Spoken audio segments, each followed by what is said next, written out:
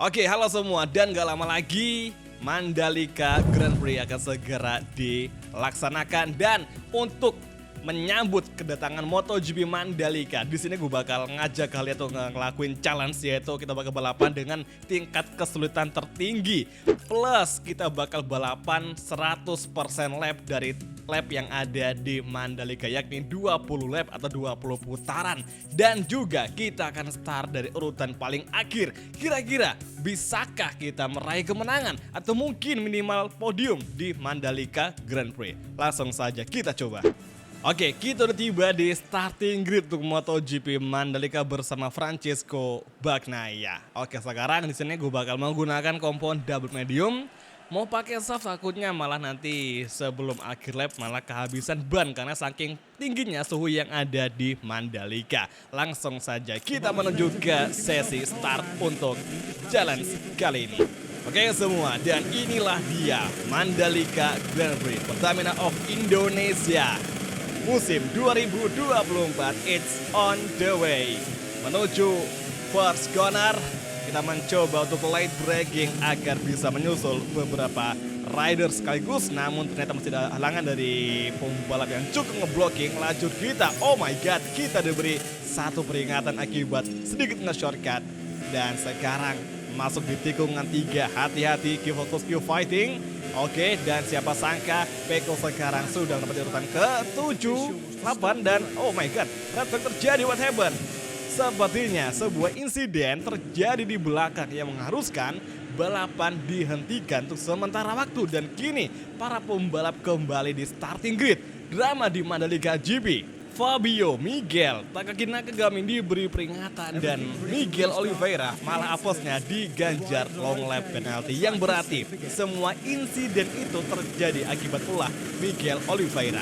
Oke, restart kedua dan kini Francesco Bagnaia akan segera fokus menyusul pembalap di depan, dan ternyata dua riders out of the race, Morbidelli dan juga Taka. Kita mengambil outside line. Oke, hati-hati di first corner. Oh, ada defense dari Pak RT yang cukup memberikan kita sedikit perlawanan, dan kini Maverick mengambil tempat ke-7 kita. 6 maksudnya. Sekarang dari inside line Maverick kita overtaking finally.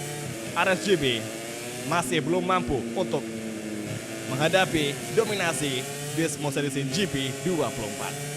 Untuk sementara di posisi pertama ada Jorge Martin, kemudian ini ya, dan juga Pedro Acosta menuju tikungan ke-10. Tikungan paling tajam yang ada di Mandalika. Kedua tertajam setelah tikungan ke-16.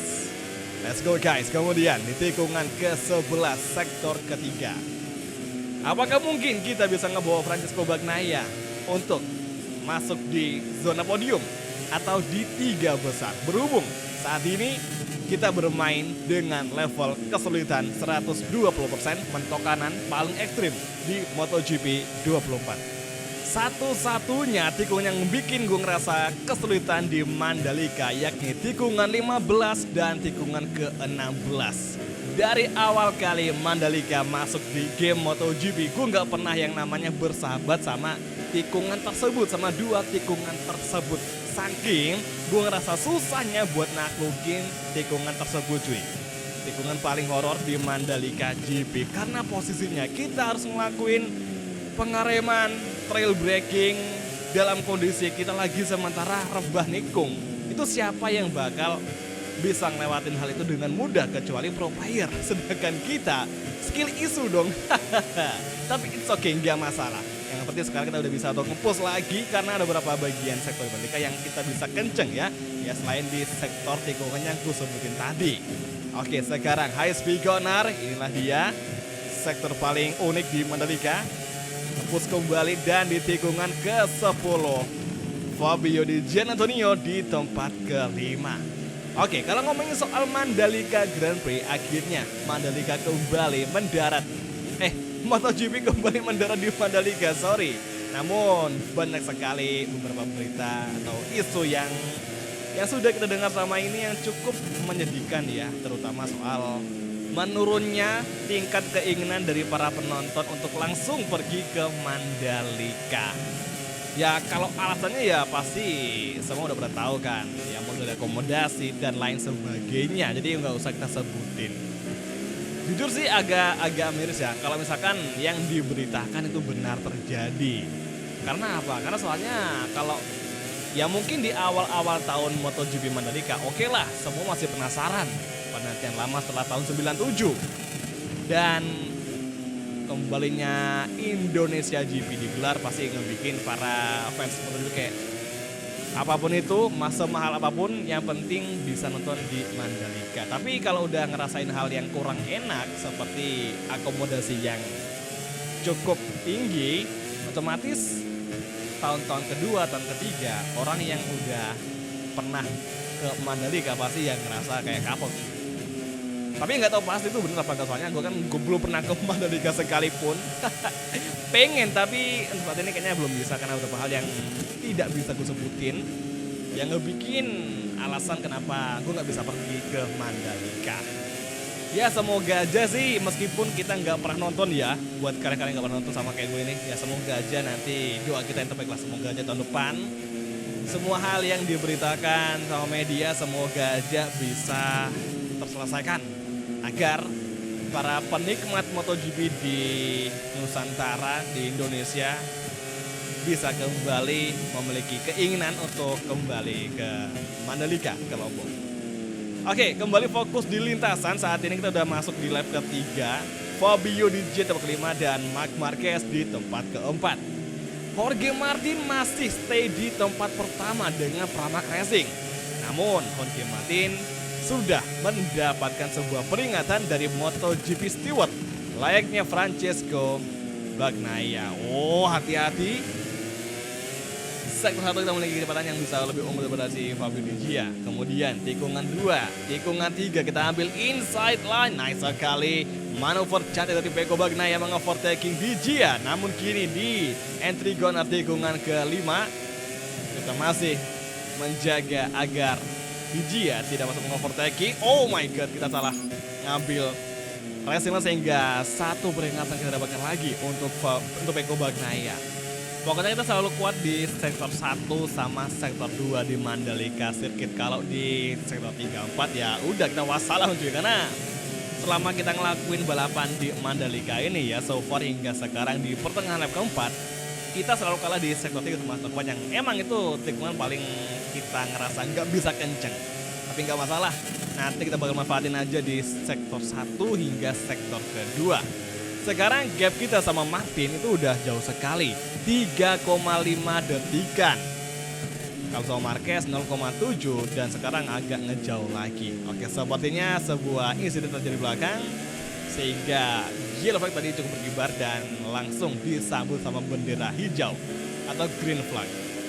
Oke, exit menuju lap kelima. Saat ini Francesco Bagnaia.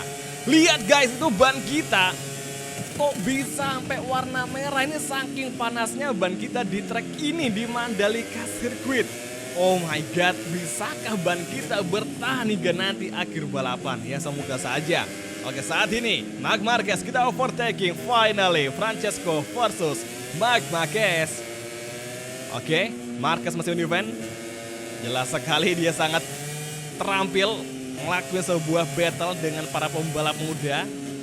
Let's go, ini dia tikungan ke-9 di depan kita. RHD on menuju turn ke-10. Kita mencoba light braking. Masuk perlahan dan astaga kita terlalu light braking sehingga malah melebar. Dan Marquez kembali menjauh. Fabio datang mengovertaking Fabio Di Gia dengan pertarungan enduro cukup tampil epic.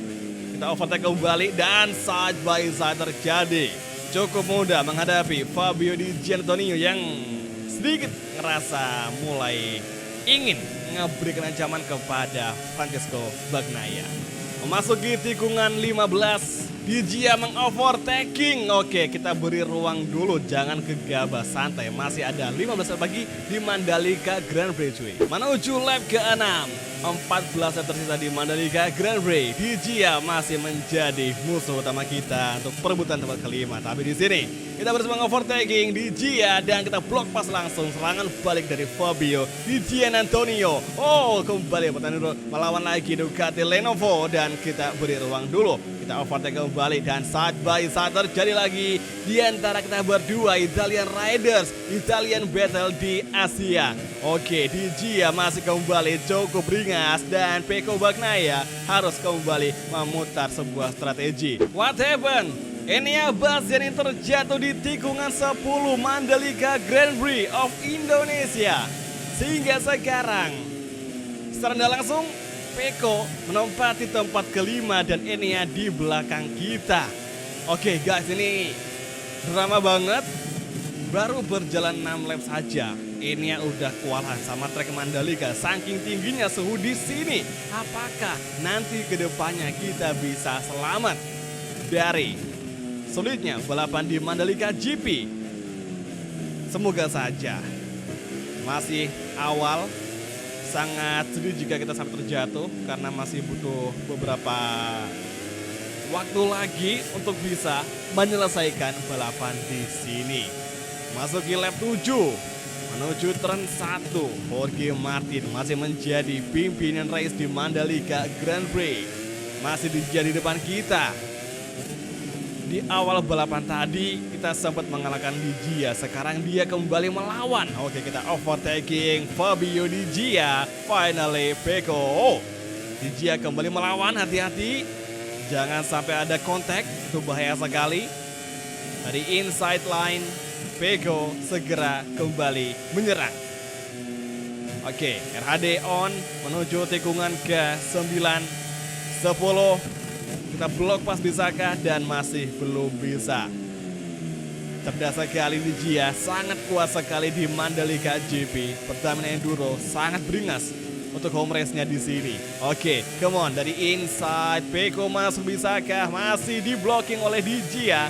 Sempit sekali celah yang ingin kita masuki dari Fabio di Gian Antonio. Oh, kita hampir saja mendapat sebuah peringatan dari MotoGP Stewart akibat melewati area hijau. Come on guys, tikungan ke-15. Tikungan paling tricky di Mandalika GP. Tikungan ke-16, kita cukup melebar dan kembali ke racing line. Menuju last corner, masih Dijia yang kita kejar. Dan Pecco masih terus bersikeras, membayang-bayangi, menempel terus laju dari Fabio di Gian Antonio untuk perebutan tempat ke-4. Oh, ini jalan dragging. Langsung kita block pass dari outside line. Oh, manuver terjadi. Overtaking paling GG di Mandalika GP, mengovertaking dari sisi luar, kemudian memblocking racing line dari Fabio Dijia. Sebenarnya ini bahaya, tapi ini game yang cukup bisa kita terjadikan manuver seperti itu. Oke, finally akhirnya kita udah kembali menempati tempat ke-4. Nah, sekarang target kita adalah podium. Ini rasa-rasanya gue udah mulai klop nih sama Mandalika. Dan tapi yang bikin kita ngerasa sedih adalah kompon ban depan kita. Sebelah kanan itu bisa kalian lihat sendiri. Ini baru lap 8, tapi ban kanan kita yang bagian depan itu udah sangat terkikis. Tinggal 50% lagi di bagian kanan. Ini sulit sekali untuk kita terima kenyataan seperti ini, yang mana jika kita udah mulai kehilangan ban seperti ini, nantinya itu bakal berefek kepada race pace kita yang pastinya bakal melambat, soalnya kita nggak bisa ngelakuin lap braking lagi. Oke, sekarang kita udah sampai di lap ke-12 dan ada pergantian posisi antara Marquez dan juga Acosta. Woi, Acosta malah lebar cuy. Oke, inilah dia kesempatan emas untuk Pecco mengovertake di zona podium. Let's go. Oke, Acosta, hati-hati. Inilah dia seniormu datang dari belakang. Dua tikungan terakhir. Hati-hati Acosta. Serangan Pecco pasti akan semakin tajam di pertengahan race kali ini. Last corner, exit, RHD on. Menuju lap ke-13. Acosta masih berusaha keras mendefend dari sebelah kanan. Langsung mencoba late breaking Peko. Kita overtaking Acosta dari inside line dan terjadi manuver side by side lagi. Gas-gas versus Ducati. Tikungan 2. Acosta kembali melawan, dia ngelebar. Langsung kita ambil kembali tempat ketiga dari Acosta. Kemudian guys, Acosta kembali melawan, cerdas sekali skill dari Acosta.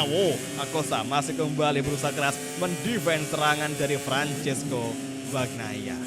Tikungan 8 menuju tikungan ke-9.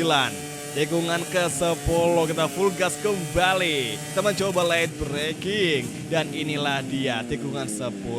Sayang sekali kita melebar, semoga bisa kembali improve di lap-lap selanjutnya. Kita serang kembali Acosta dari sini di tikungan ke-8, kemudian tikungan 9, here we go. Kita blok pas Acosta, masih belum bisa, ternyata Acosta lebih mampu tuh late braking ketimbang Peko Bagnaia. Ini kita kayaknya bakal lebih sulit berebut tempat ketiga dengan Acosta ketimbang Beta dengan dia. Inilah dia momentumnya. Nyaris saja Acosta di overtaking oleh Peko. Luar biasa, ini level 120% emang gak main-main, solid banget. Tingkat kesulitan AI yang kayak gini tuh ngebikin kita kayak ngerasa frustasi. Tapi ya inilah balapan, kita nggak selalunya bisa menang, bakal ada saja hal yang terjadi, drama yang terjadi di setiap balapan. Ini uniknya. Jorge Martin Marquez masih di tempat yang sama. Sementara itu, lap ke-15 sudah kita masuki, namun podium belum bisa kita dapatkan. Oke, saat ini kembali Peko menyerang di first corner. Akhirnya Acosta kita overtaking, kemudian tikungan 2 masih Acosta di belakang. Akankah Acosta datang menyerang? Dan benar saja Acosta cukup mengagetkan, nongol di POV angle kamera kita dan kini Acosta masih di belakang. Dia bersikeras tidak mau mengalah dari Peko Bagnaia. Luar biasa sekali, tipikal dari sang rookie. Oke, tikungan ke-9 kita cukup mistake dan terpaksa kita nge-shortcut. Semoga nggak track limit. Oke, aman cuy. Acosta datang dari outside line dan kita masih bisa defend. Luar biasa akhirnya, nice akhirnya. Acosta masih mampu kita defend untuk sementara waktu. Namun gapnya masih cukup rapat di antara kita berdua. Hati-hati. Let's go. 16 lap sudah kita tempuh untuk sementara waktu. Dan tersisa 4 lap lagi di Mandalika Grand Prix of Indonesia. Di posisi pertama masih ada Jorge Martin, Marquez kedua, Peko ketiga, dan Acosta di Gia Vinales. Ini ya, Johan Zarco melengkapi 8 besar. So far so good. Meskipun bagian depan kita, ban sebelah kanan itu sudah habis. Ya mungkin ada sih sedikit, sekitar tinggal 10%-an saja. Nah ini, kalau kita paksa buat ngerem dalam posisi menikung, itu bakal sulit sekali. Oh my goodness mate, sebuah kejutan yang mana Jorge Martin terjatuh di lap ke-16 dan Jorge Martin out of the race. Guys, ini berasa banget kejadian di tahun 2023 yang mana Jorge Martin sementara menjadi pimpinan race di Mandalika Grand Prix, tapi ternyata ketika sudah sampai di akhir-akhir lap, Jorge Martin terjatuh. Dan ini terulang kembali di race kita di Mandalika Gameplay. Benar-benar seru sekali dan banyak kejutan. Tapi sangat disayangkan Jorge Martin terpaksa out of the race. Dia nggak bisa untuk kembali melanjutin balapan. Mungkin saja motornya udah rusak atau mungkin hal-hal lainnya lagi. Nah sekarang secara nggak langsung Marquez menjadi pimpinan balapan di Mandalika Grand Prix, diikuti Peko dan juga Pedro Acosta. Ini akhirnya kita bisa kembali ngelihat sosok Marc Marquez menjadi pemenang, dan baru kali ini sobatnya Marquez akan finish di Mandalika GP. Karena misal kita ngelihat di musim-musim awal MotoGP Mandalika itu si Marquez emang nggak pernah selesai balapannya, finish sekalipun dia nggak pernah dari tahun 2022 hingga tahun 2023. Cuman kalau ngomongin soal versi dunia nyata, ada kemungkinan Marquez yang saat ini akan bisa finish di Mandalika GP atau mungkin bisa finish di podium. Soalnya sekarang ini dia menggunakan Desmo Series yang pastinya lebih kompleks, lebih nyaman, tidak serewel kayak Honda RC213V yang dia pakai di tahun-tahun lalu cuy. Jadi gue rasa di race kali ini ada kemungkinan Marquez akan bisa meraih podium dan mungkin kalau bisa meraih kemenangan cuy. Ya pokoknya lihat aja apa yang akan diberikan oleh Marquez di Mandalika GP. Oke, sekarang serangan datang lagi dari Fabio Di Gia dan ternyata Acosta kalah duel dengan Di Gia di lap ke-17 ini. Memasuki tikungan 16 dan kini exit corner. Oh my god, Pedro Acosta mengalami crash. Kurasa di akhir-akhir balapan ini semua pembalap sudah mulai kehilangan grip ban depan. Terbukti Jorge Martin, Acosta udah terjatuh di balapan Mandalika GP padahal tinggal beberapa lap lagi. Apakah ini menjadi pertanda bahwa sengitnya atau sulitnya balapan di Mandalika dengan suhu yang sangat tinggi sekali? Ya bisa jadi. Nah guys, kalau ngomongin soal persaingan nanti, prediksi gue pribadi soal balapan di Mandalika GP, ya kalau dari pendapat gue pribadi sih nanti mungkin yang bakal menjadi pengisi podium, gue bakal prediksi yang pertama Jorge Martin, kedua mungkin Pecco, atau ketiga ya Marc Marquez. Pokoknya di antara tiga rider tersebut akan bisa lah naik podium di Mandalika GP. Soalnya ngeliat dari performa mereka di balapan-balapan sebelumnya, gue rasa mereka layak banget buat oh my goodness mate. Pertama Ducati melawan kita, Di Gia datang menyerang lagi. Seru sekali battle kali ini dan bahkan sekarang ada Maverick juga yang ikut battle di balapan kali ini, seru sekali. Akhirnya kita bisa kembali melihat Maverick harus bertarung di barisan depan. Jadi kalau dari prediksi gue pribadi ya pasti antara Pecco, Martin, dan Marquez yang akan merajai Mandalika GP berdasarkan performa mereka di race-race sebelumnya. Tikungan ke-16 dan lap ke-19 akan segera kita masuki dan gak kerasa udah 2 lap lagi. Mandalika GP challenge kita di MotoGP 24 akan segera usai.